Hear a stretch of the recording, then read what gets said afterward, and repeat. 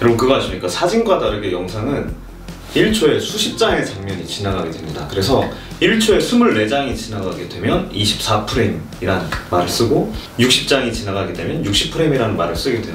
그렇기 때문에 사진보다 영상의 용량이 월등히 크거든요. 그래서 어떻게 하면 영상의 퀄리티는 좋아지면서 파일의 사이즈는 작아지게 할까? 그게 굉장히 큰 고민이었거든요. 그래서 2007년에 애플에서 프로레스라고 하는 새로운 영상 코덱을 발표를 하게 됩니다. 애플 프로레스를 사용하는 이유는 되게 간단한데요. 파일 사이즈는 현저하게 작지만 월등하게 뛰어난 퀄리티, 이것 때문에 애플 프로레스를 사용을 하고 있습니다. 그 애플 프로레스가 이제 아이폰 13 프로에서 사용을 할 수가 있게 되었습니다. 물론 일반 사용자들에게는 프로레스 사이즈가 굉장히 크게 느껴질 수도 있겠지만 상업적으로 가게 되면 프로레스 사이즈가 큰 사이즈가 아니거든요. 그래서 굉장히 많은 업계에서 프로레스를 코덱으로 사용을 하고 있습니다. 이번에 아이폰에서 프로레스를 사용하시기 위해서는 iOS 15.1로 업그레이드를 먼저 하셔야 됩니다. 그리고 난 후에 설정에 들어가셔서 카메라, 그 다음에 포맷으로 들어가시면 그 밑으로 애플 프로레스를 활성화시키는 스위치가 보일 겁니다. 애플 프로레스를 활성화를 시켜주시면 됩니다. 그런 다음에 여러분들 주의할 점이 있는데, 그게 뭐냐면 애플 프로레스는 4K에서는 60프레임으로는 촬영이 되지 않고요, 30프레임 이하에서만 촬영이 되는데 4K 30프레임으로 프로레스를 촬영할 시 1분에 무려 6기가나 되는 엄청나게 큰 용량을 여러분들이 맛볼 수 있을 겁니다. 게다가 FHD에서도 무려 1.7기가, 엄청나게 큰 파일 사이즈라는 거 여러분 잊지 마시고 촬영을 해보시면 될 것 같아요. 저는 이미 필미 프로에서 애플 프로레스를 사용을 해봤는데 확실하게 알 수 있는 건, 제가 야간에 촬영을 했었는데 야간에 촬영을 했음에도 불구하고 빛이 굉장히 없었거든요. 굉장히 저조도임에도 불구하고 엄청나게 괜찮은 퀄리티를 저는 목격을 했습니다.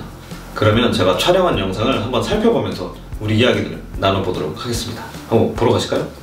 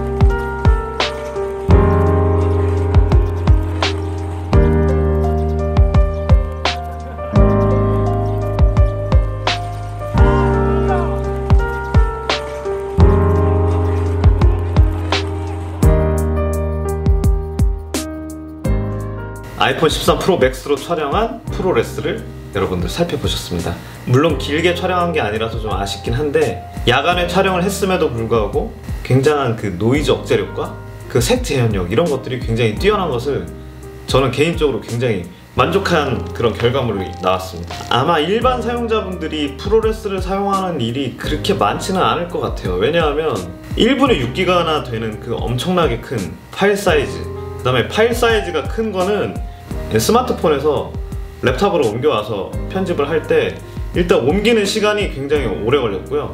저는 물론 에어드랍으로 옮겨가지고 더 오래 걸렸을 수도 있는데, 라이트닝 케이블을 연결한다고 해도 일단 용량이 크기 때문에 1분을 찍으면 6기가라 다행이지만 2분만 찍어도 그러면은 12기가가 되거든요. 굉장히 큰 파일 사이즈이기 때문에 일반 사용자들이 이거를 과연 얼만큼 많이 사용을 할 수 있을까, 그런 고민이 들었습니다.